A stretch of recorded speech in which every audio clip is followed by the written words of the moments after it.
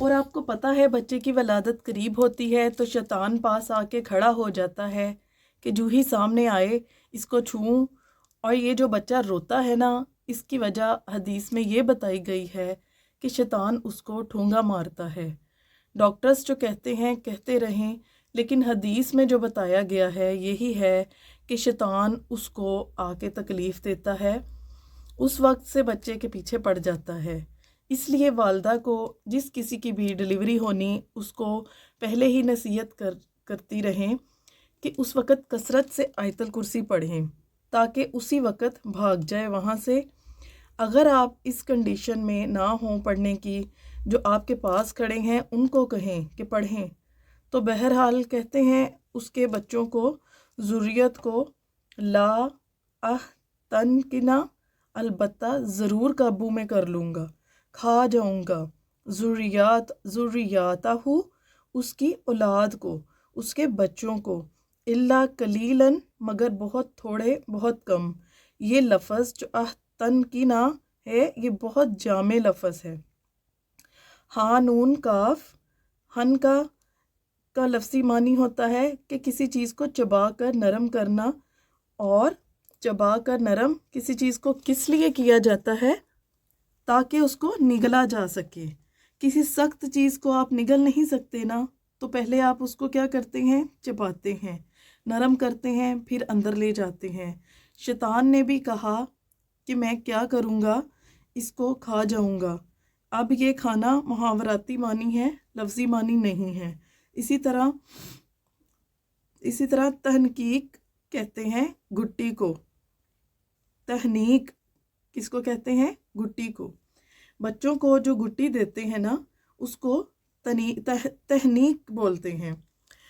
اور پھر بچے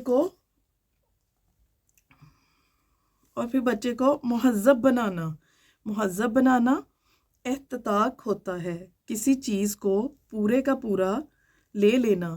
اچھا، آپ نے گھٹی کے بارے میں سنا ہوگا، اور یہ بھی سنا ہوگا جب بچہ پیدا ہوتا ہے تو اس کو گھٹی دیتے ہیں.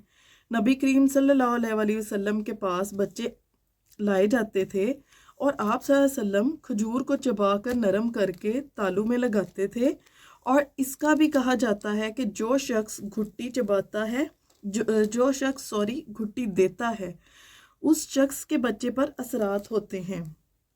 کہ بچہ بالکل ان ٹچ نئی چیز ہوتا ہے نا، تو جو پہلے ہاتھ اس کو لگتے ہیں، جو اسی زبان کے اندر انگوٹھے سے یا انگلی سے جو ریز جاتی ہیں اس کی شخصیت پہ اثر انداز ہوتی ہیں. اس لیے کہتے ہیں کہ ہمیشہ نیک شخص سے، اچھے خصلت انسان سے پہلا ہاتھ لگوانا چاہیے تاکہ انسان اچھا نکلے. تو شیطان نے کیا کہا کہ میں اس کو گھٹی دے دوں گا، پیدا ہوتے ہی اپنے ہاتھ لگا دوں گا.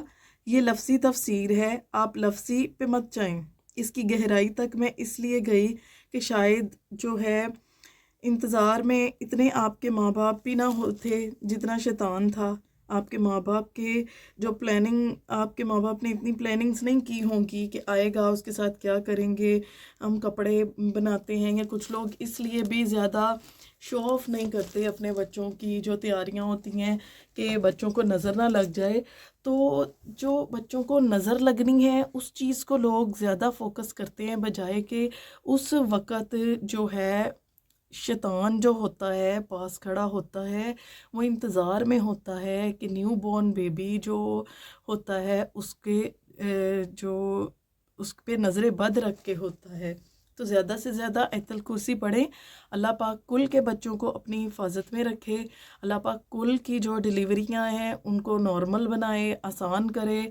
اور جو ہے دعا کے لیے کمنٹ باکس میں ضرور اپنا نام شامل کروا دیجئے، اور میرے چینل کو جو ہے تحفتاً ہدیتاً سبسکرائب کر دیجئے. اور یہ تھی میری آج کی ویڈیو. اس کے ساتھ ہی مجھے اجازت دیجئے. اللہ حافظ.